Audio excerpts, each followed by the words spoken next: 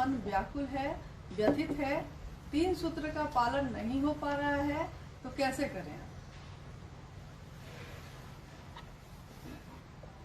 चर्चा के बिना मन व्यथित। बाह्य परिवेश ऐसा है कि हमको आपको चर्चा की अनुमति नहीं मिलेगी, क्योंकि हमारे आप पर ही शारीरिक खतरा है। 3 सूत्र में दूसरा सूत्र है चर्चा करना। चर्चा का मानी क्या होता है, अर्थ क्या होता है? शिव गुरु चर्चा का प्रयोजन है कि दूसरे आपकी शिव चर्चा से शिव की ओर बढ़े, शिव को अपना गुरु माने, उनका जीवन शिवमय हो, सुखमय हो, शांति उनको मिले। ये प्रयोजन है शिव चर्चा का। लेकिन 3 सूत्रों में 2 सूत्र और भी हैं भाई साहब। पहला सूत्र है कि अपने गुरु शिव से दया मांगिए, दया की याचना करिए, मन उस दया की स्थिति में जाए। और तीसरा सूत्र है अपने गुरु को प्रणाम करिए। आपने शिष्यानुभूति मेरी पतली सी पुस्तक है, उसको पढ़ा होगा।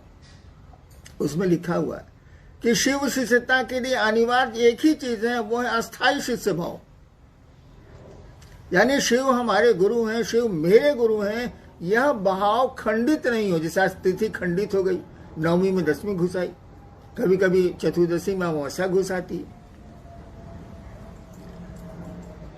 अस्थायी शिष्य भाव चाहिए। यानी मैं शिव का शिष्य हूं तो हूं, इसमें कोई भी संशय, कोई भी 2 बातें नहीं होंगी। शिव मेरे गुरु हैं तो हैं। अगर अस्थायी शिष्य भाव है तो अस्थायी मन नमन की स्थिति में जाएगा, अस्थायी रूप से जाएगा। अस्थायी रूप से मन शिव से दया की याचना में जाएगा। बोलने या करने जैसा कुछ भी नहीं। मन तो नहीं लग रहा है, इसीलिए कि चर्चा करते थे तो भीड़ होती थी, भीड़ में बोल रहे हैं हम तो थोड़ा मजा आता था, अच्छा लगता था कि इतने लोग बेवकूफ बैठे हैं मेरे सामने, हम ज्यादा होशियार हैं, इसीलिए चर्चा कर रहे हैं। दूसरे प्रयोजन भी हो सकते हैं। एक आदमी का प्रयोजन हो सकता है कि लोगों को सुना रहा वो कि शिव की चर्चा सुन के ये लोग शिव की ओर चलेंगे, शिव इनके गुरु होंगे, शिव से जुड़ेगा इनका मन, तो कम से कम शैतानियत से तो बचेगा। और कुछ की मनसा होगी कि भीड़ है, इतने लोग मेरे हैं, तो कुछ लौकिक जगत मिल ही जाएगा, सम्मान मिल ही जाएगा, सुविधाएं मिल ही जाएंगी, अन्य काम भी धरती के हो ही जाएंगे। तो ऐसे लोगों को ज्यादा तकलीफ हो रही है, जिनका जगत छूट रहा है चर्चा के बिना।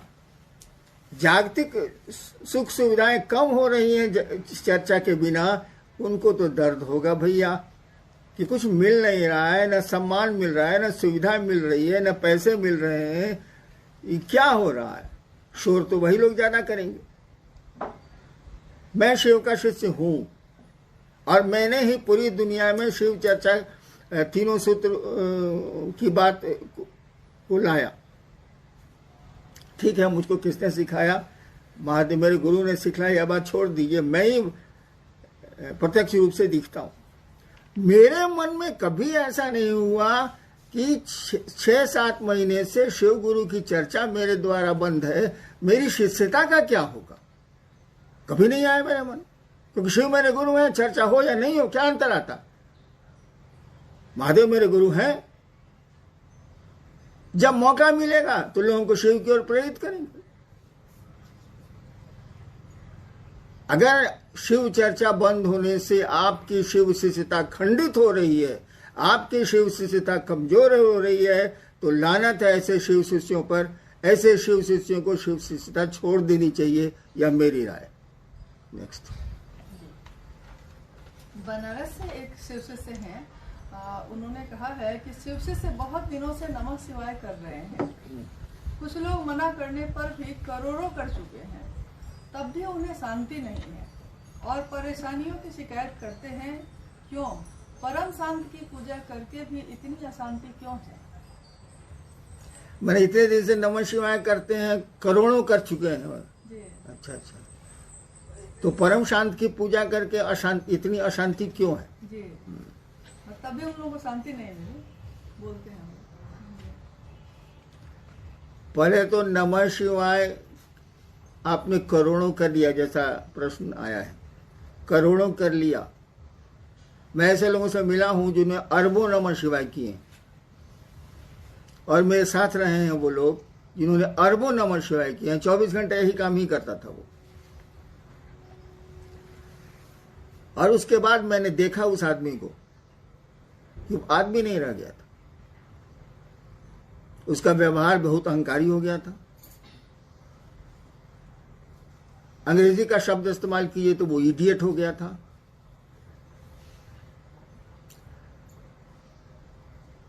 अव्यवहारिक हो चुका था, किसी से ठीक से बात नहीं करता था। तो अभी तो आपने कहा कि नमः शिवाय करके भी परेशानियां आए, इतने नमः शिवाय किया। एक आदमी तो मैंने देखा है कि नमः शिवाय करके सबको डांटते चलता था, मर गया वो आदमी नहीं है धरती पर, लेकिन मैंने देखा है। क्यों ऐसा हुआ? नमः शिवाय का अर्थ है शिव को प्रणाम, शिव को नमन। उस सर्वोच्च सत्ता को आप प्रणाम निवेदित कर रहे हैं, झुक रहे हैं आप। ये नमः शिवाय करके तन कैसे गए आप? कहीं जरूर गड़बड़ी है, और भीषण गड़बड़ी है। सामान्य आदमी भी बेकार हो गया नमः शिवाय करके। इसीलिए कि नमः शिवाय में दो स्थितियां होती हैं। एक, नमः शिवाय का अर्थ में जो भाव छिपा है वो, जैसे नमः शिवाय का अर्थ है शिव को नमन, शिव को प्रणाम। इसमें भाव क्या छिपा है? मन आपका झुकेगा भाई साहब। प्रणाम करिएगा किसी को तो मन झुकेगा। बिना झुके भी प्रणाम होता है, खूब होता है। हम लोग लाचारी में धरती पर बहुतों को प्रणाम करते हैं और मन ही मन सोचते हैं कि साल कहां से बेटा गया, आज खाना नहीं मिलेगा। ऐसे भी प्रणाम होते हैं औपचारिक, लेकिन शिव को तो औपचारिक प्रणाम नहीं चलेंगे। वहां तो मन को प्रणाम की स्थिति में जाना होगा। नमः शिवाय का अर्थ और चैतन्य मंत्र में दो चीजें होती हैं। तो नमः शिवाय का अर्थ तो क्लियर है, बहुत हल्की सी संस्कृत है, नमः शिवाय, शिव को प्रणाम। लेकिन इसका अर्थ है शिव को प्रणाम, उसके में भाव क्या है? रोड पर चल रहे हैं, कका गोड़ लगत नहीं, अब मने मन सोच रहे हैं साला ककवा कहां से बेटा गया, आज तो नाश्ता नहीं मिलेगा। वाह, ये प्रणाम नहीं है। तो नमः शिवाय में शिव को प्रणाम करने का भाव छिपा है, शिव को नमन करने की स्थिति छिपी है। मन जब शिव को प्रणाम करेगा तो ये झुकना सीखेगा, विनीत होगा। कहा जाता है अकड़ और अहंकार दो चीजें न भक्ति मार्ग में चलती हैं न शिष्यता में चलती हैं। अकड़ और अहंकार से बचना होगा। और चैतन्य, मंत्र में चैतन्य होता है। ये शिव क्या है?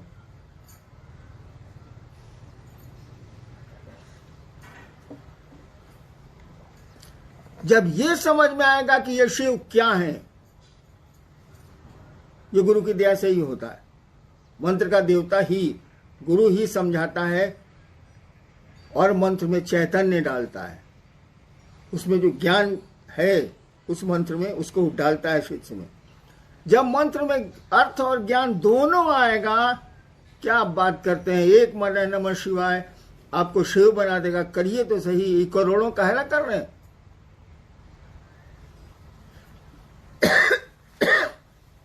हमने कहा ना कि एक माला नमः शिवाय करिए, एक एक दाने पर शिव को प्रणाम करिए। तो हम तो लोग तो गिनती करते हैं, 108 हो गया। माला में तो 108 दाने दिए ही हुए हैं, उसको गिनती क्या करनी। और सांसों पर करिएगा तो सांसों की माला पे तो गिनती का सवाल ही नहीं। और आपकी सांसें भी फिक्स्ड है, हर एक आदमी को तय है कि कितनी सांसें लेगा ये धरती पर। तो नमः शिवाय में अर्थ और चैतन्य, अर्थ तो आप समझ सकते हैं, लेकिन चैतन्य के लिए गुरु की दया जरूरी है, उस मंत्र के देवता की दया जरूरी है। वो जब मिलेगी तो एक बार का नमः शिवाय आपको शिव के रास्ते में उठा के रख देगा। एक बार का नमः शिवाय कहा ही जाता है कि एक बार आपने शिव को प्रणाम कर लिया, निश्चल प्रणाम कर लिया, फिर प्रणाम की जरूरत नहीं है। फिर तो मन परमानेंट अस्थायी रूप से शिव भाव में चला जाएगा। आपने करोड़ों किए हैं, हुआ क्या? नमः शिवाय तो किया आपने, बस करते गए, न अर्थ समझा उसका ठीक से, न मंत्रों का अर्थ दिमाग में आया। कर रहे हैं तो कर रहे हैं, अर्थ जानते हुए भी आप माला पर आपका ध्यान है। और मन धीरे धीरे समझने लगा कि हम तो 1 लाख 2 लाख 1 करोड़ नमः शिवाय कर दिए, साला सामने वाला क्या बोलेगा हमसे। और अहंकार आपको छाया। अहंकार किसी को भी छाएगा तो धरती पर उसके संबंध बिगड़ेंगे, आध्यात्म में तो पूरी तरह बिगड़ जाएंगे। इसलिए याद रखिए भाई साहब, शिव शिष्यता में या भक्ति में अकड़ और अहंकार इसको हटाइए। इसके जब तक ये नहीं हटेगा तब तक आपका नमः शिवाय फलदायी नहीं होगा। वैसे धरती के छोटे मोटे काम हो जाए। नेक्स्ट। आरा से शिव शिष्य हैं। आपने कहा आओ चलें शिव की ओर। अब तो चल भी रहे हैं, फिर भी परिणाम नहीं है। कष्ट बहुत है, मन भागता रहता है, आखिर क्यों है ऐसा? जब भी जीवात्मा, जब भी कोई इस धरती पर योनिगत होता है, आता है, वो पेड़ हो, जीव हो, इंसान हो, देवता हो, भगवान हो, जब भी वो योनिगत होगा, पैदा होगा इस धरती पर, तब तो धरती के नियम लगेंगे। उसे सुख भी मिलेगा, उसे दुख भी मिलेगा, और आनंद तो मिलता है मात्र शिव की ओर चलने से, उस ईश्वर की ओर चलने से। जब दुख मिलेगा तो याद रखिए सुख भी मिलेगा, जब सुख मिलेगा तो याद रखिए दुख भी मिलेगा। लेकिन जब आनंद मिलेगा तो उसका उल्टा होता ही नहीं है। इसीलिए ईश्वर को कहा जाता है सच्चिदानंद, शिव को कहा जाता है वो ईश्वर है, महेश्वर है, आनंद वही है, उन्हीं के रास्ते में है, उन्हीं की दया पर है। तो आओ चलें शिव की ओर, किसी ने कहा। अरे भैया, जिस दर्द से कहा वो दर्द समझ में आया कि शब्द पकड़ा गए? जिसने भी ये कहा कि आओ चलें शिव की ओर, उसके भीतर दर्द था, एक पुकार थी वो शिव की ओर चलने की, कि उसके पास भाव थे, और उस समय उसके पास दूसरा कोई भाव नहीं था। भीतर से उसने आवाज दी, आओ चलें शिव की ओर। हम लोगों के लिए तो वो शब्द हैं, आओ चलें शिव की ओर। है ना वो वही हो गया, है ना वो आओ चलें शिव की ओर। जिसने कहा उसके भीतर दर्द था, एक क्या कहिएगा, उसको एक पीड़ा थी, और इसी दर्द के तहत उसने आवाज दी, आओ चलें शिव की ओर। अगर उस दर्द से आप चलते हैं, उस दर्द के पीछे चलते हैं, तो कोई पीड़ा नहीं होगी। पीड़ा तो होती ही रहती है, पीड़ा तो मन झेलता है। पुआल पर सोने वाले को डलना पर सुला दीजिए, रात भर नींद नहीं आएगी। डलना पर सोने वाले को पुआल पर सुला दीजिए, रात भर नींद नहीं आएगी। ये तो मन की स्थिति है। सुख दुख यहाँ कुछ है नहीं, ये सभी घटनाएं हैं। यहाँ तो कोई दुर्घटना होती नहीं है जगत में, सब फिक्स्ड है। यहाँ सभी इंसिडेंट हैं, एक्सीडेंट नाम की कोई चीज नहीं है। हाँ, वो बोलचाल में हम